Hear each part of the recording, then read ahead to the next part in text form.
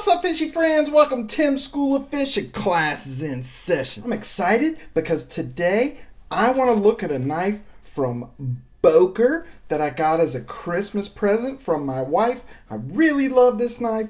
I think it's awesome. The Just the Tip live stream, episode 2, with special guest, lead designer and general manager of ROSECRAFT Blades, Andy Armstrong, will be joining us tomorrow night. That's Tuesday night, January 23rd, 6 p.m. Central, 6 p.m. Pacific, 8 p.m. Central. Andy Armstrong's going to be joining us. It's going to be awesome. So you guys make sure to join us. I want to talk a little bit about some football real quick. Some of you guys know that I was a high school teacher and a high school football coach for 20 years before I retired from that.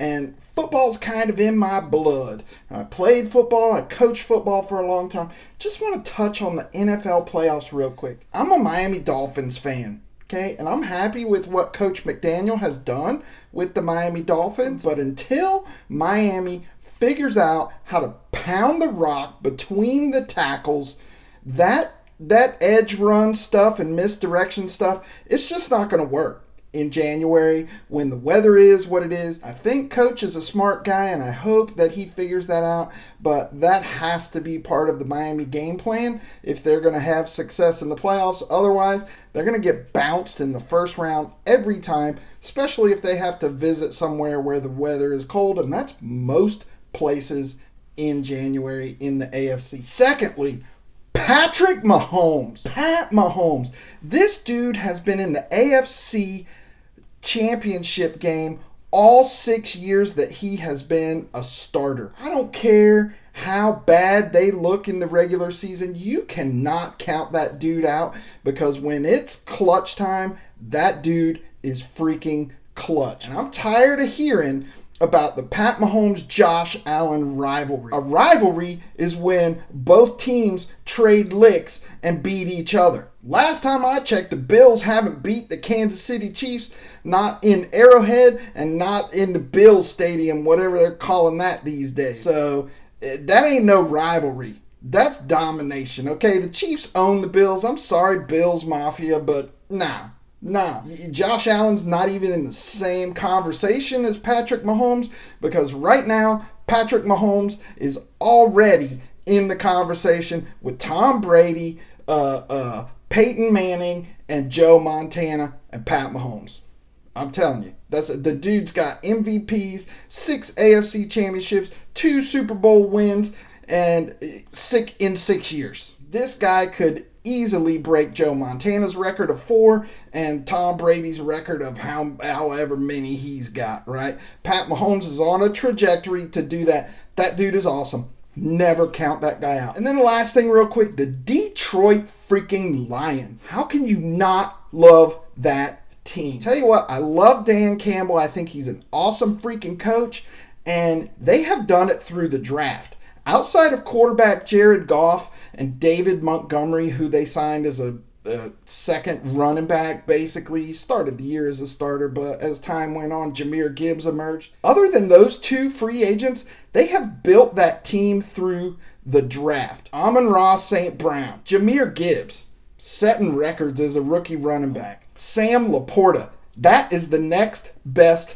tight end in the league. Travis Kelce's getting up there in age. He doesn't have too many great years left. Sam Laporta is next. And Aiden Hutchinson, that defensive end from Michigan, just wreaking havoc all over the field. Those dudes are first, second, or third year players.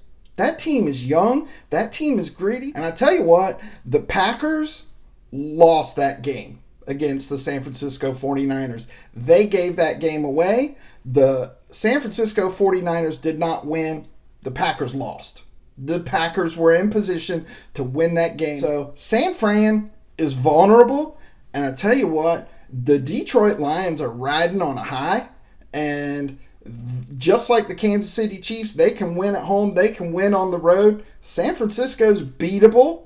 They're vulnerable. We've seen that. And Detroit is gritty and freaking tough. And the play calling is outstanding.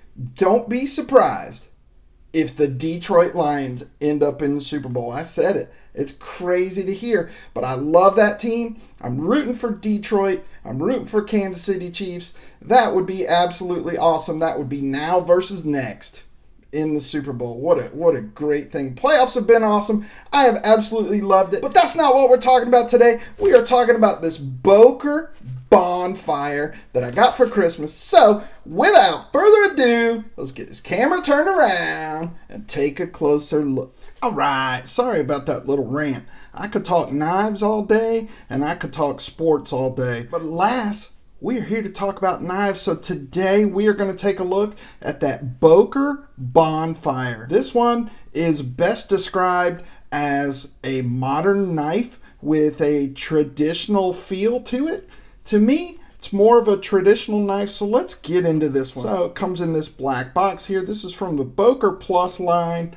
On the end here, we've got the model number 0BO182, says BOKER Plus Bonfire. That's the name of the knife. Micarta is our handle material, and it is in grün, which is green. So let's open this bad boy up and take a look. Comes in this nice pouch here. Inside the pouch, you've got some paperwork there, and our knife wrapped in acid-free butcher paper.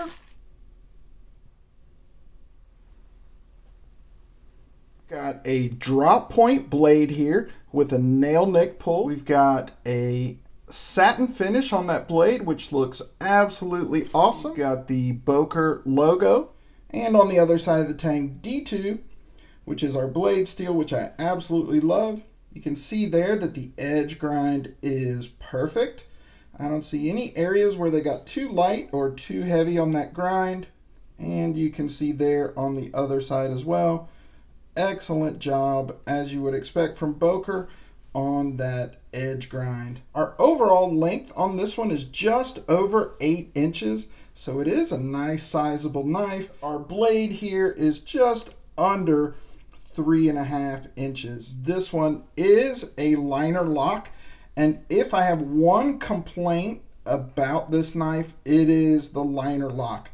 There's almost no access to that liner lock, and there's no jimping on it. So two ways they could have fixed this. They could have scalloped this side out a little bit, or they could have given us a little bit of jimping on that lock bar. We do have good lockup there, probably about 35%. We've got a stainless steel bolster here with a T8 pivot screw, and that is a free spinning pivot, so you're going to need 2 Torx bits to be able to adjust that, but I will tell you that the action on here is perfect. I haven't had to adjust it at all. We've got micarta covers on this one. The canvas micarta on this is just excellent. It doesn't have a very high polish on it, so you can really feel that canvas, and I just love the look of it. It's super grippy. It feels great in the hand. It looks great. The transition from the bolster to the cover is perfect.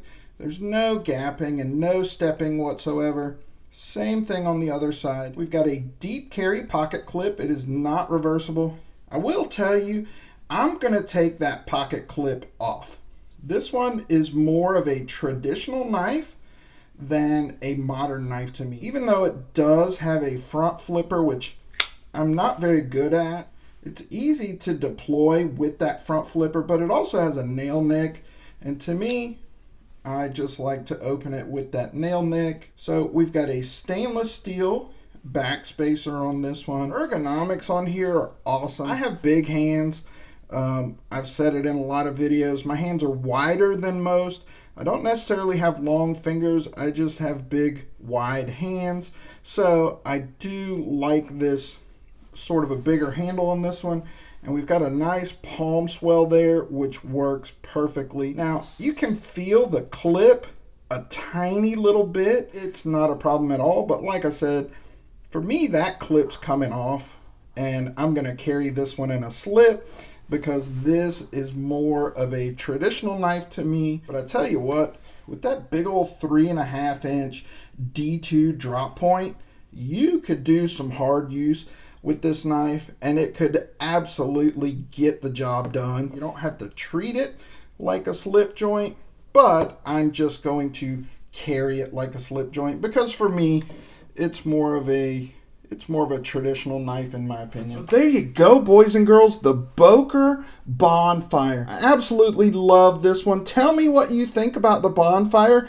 Do you have it? Is it something that you'd like to pick up? I'll drop a link for this one down below if you guys want to go check it out and pick one up. Don't forget the Just the Tip live stream tomorrow night at 6 p.m. Pacific, 8 p.m. Central. We are going to have Andy Armstrong from ROSECRAFT Blades with us. It's going to be awesome. As always, guys, I appreciate you for watching. Give me a thumbs up. Drop me a comment down in the comment section. I always enjoy interacting with you guys in the comments. If you're not subscribed to the channel, please consider doing so. Just click my logo right over there. That's it for this episode of Tim's School of Fish, boys and girls. Class dismissed.